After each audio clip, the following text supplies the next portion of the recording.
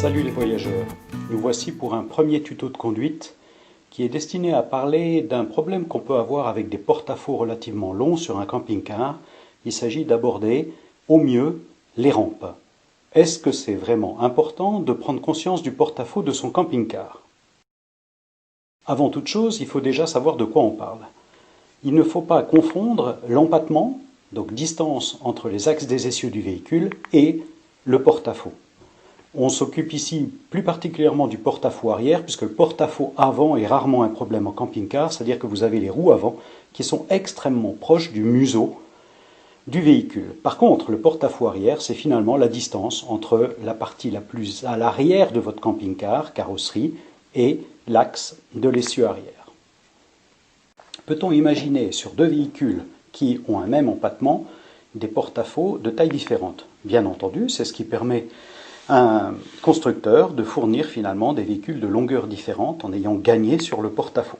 Voilà, on voit ici sur celui de gauche une rallonge du châssis qui va permettre de proposer un véhicule beaucoup plus long, et on le verra après à quoi ça peut servir. L'avantage majeur d'un grand porte-à-faux, c'est finalement, en conservant le même espacement entre les roues, d'obtenir plus de place à l'arrière du véhicule. C'est souvent ce qui se passe sur des véhicules, par exemple, qui contiennent des lits centraux ou des lits jumeaux. À l'arrière, c'est le meilleur endroit pour les placer. À l'opposé, l'avantage d'un petit porte-à-faux, c'est forcément de pouvoir produire des véhicules plus courts et donc plus faciles à manœuvrer et à garer.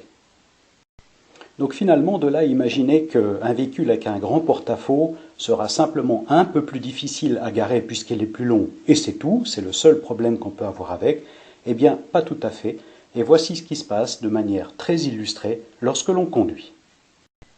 Ce premier tuto se concentre sur le cas de la montée, ou de la descente, finalement c'est exactement le même problème, d'une rampe. Que ce soit, comme sur l'illustration de gauche, pour accéder à un niveau légèrement supérieur finalement de la chaussée, ou dans la partie de droite qui arrive très souvent, notamment dans les pays nordiques, c'est finalement la montée ou la descente des ferries.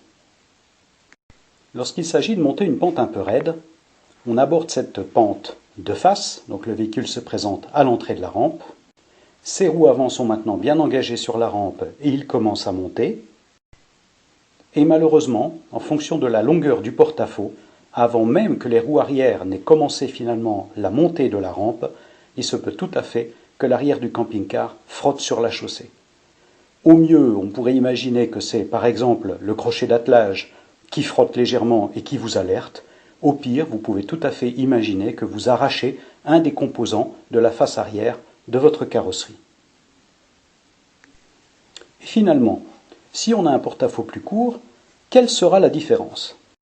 Comme dans le cas précédent, le véhicule se présente à l'entrée de la rampe, il engage également ses roues avant sur la rampe, commence à monter,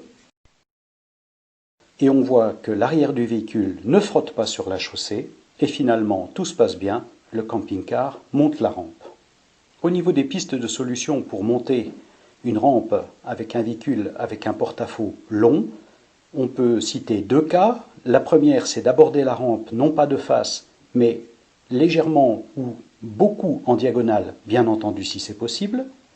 Et dans le cas des ferries, pour certains ferries, les rampes sont très fortes. À ce moment-là, en général, les employés le savent et sont capables de placer des éléments supplémentaires pour casser un peu cette fameuse pente. Comme on le voit ici, ça permet au véhicule d'attaquer finalement une rampe relativement raide sans frotter avec l'arrière du véhicule. J'espère que ce tuto t'aura plu.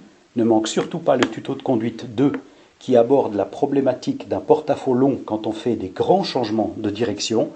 Par exemple sortir d'un camping avec deux piles de portail sur le côté, ou bien encore prendre un virage à gauche très fort alors qu'on longe une série de voitures.